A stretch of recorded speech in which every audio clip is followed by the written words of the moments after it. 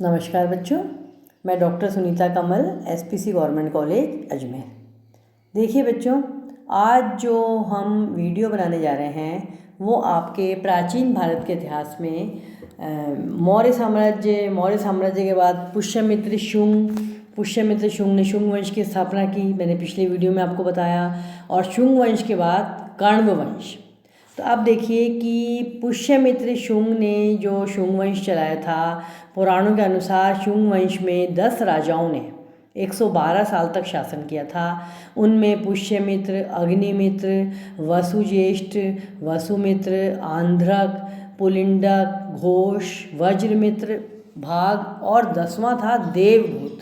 तो अंतिम शुंग राजा देवभूति अथवा देवभूत बहुत ही भ्रष्ट और कामुक राजा था। उसके अमात्य, उसका जो मंत्री था वासुदेव कर्ण, उसने हत्या कर दी थी। हर्षचरित से इस घटना की पुष्टि होती है। देवभूति के साथ ही शुंग वंश का अंत हो गया था और वासुदेव कर्ण के राजा बनते ही एक नए राजवंश की स्थापना हुई और उस राजवंश का नाम था कण्व वंश। तो कण्व वंश जो था वो अमात्य वासुदेव द्वारा स्थापित नया राजवंश भी ब्राह्मण वंशी था। अच्छा, कण्व वंश की देखिए बहुत अधिक जानकारी नहीं मिलती है क्योंकि बहुत अधिक समय भी नहीं था, बहुत अधिक इन्होंने कोई कार्य भी नहीं किया। लेकिन जो थोड़ी बहुत जानकारी मिलती है आपके संक्षिप्त टिप्पणी के हिसाब से वो मैं आपको बता देती हूँ कि कण्व वंश ने लगभग 72 ईसा पूर्व से 27 ईसा पूर्व तक राज्य किया। ये आपके 2 नंबर का प्रश्न भी आ सकता है कि कण्व वंश का समय बताइए। तो आप क्या बताएंगे? 72 ईसा पूर्व से 27 ईसा पूर्व तक राज्य किया। इस वंश में क्रमशः 4 राजा हुए। कितने राजा हुए? इस वंश में 4 राजा हुए। वसुदेव, भूमिमित्र, नारायण और सुशर्मा।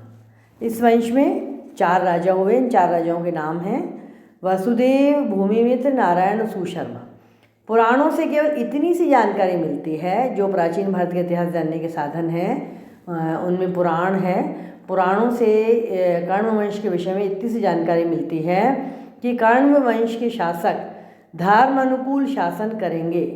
अतः यह अनुमान लगाया जा सकता है कि शुंगों के शासन में ब्राह्मण धर्म और व्यवस्था के पुनरुद्धार का जो सिलसिला शुरू हुआ था वह कण्व वंशीय राजाओं के शासन में भी जारी रहा होगा। इसके अलावा हमें इस वंश के शासकों के बारे में विशेष जानकारी उपलब्ध नहीं हो पाई है। केवल इतना पता चलता है कि सुशर्मा के सातवाहन वंशी सामंत सिमुक ने मगध पर आक्रमण करके अपना अधिकार कायम कर लिया था।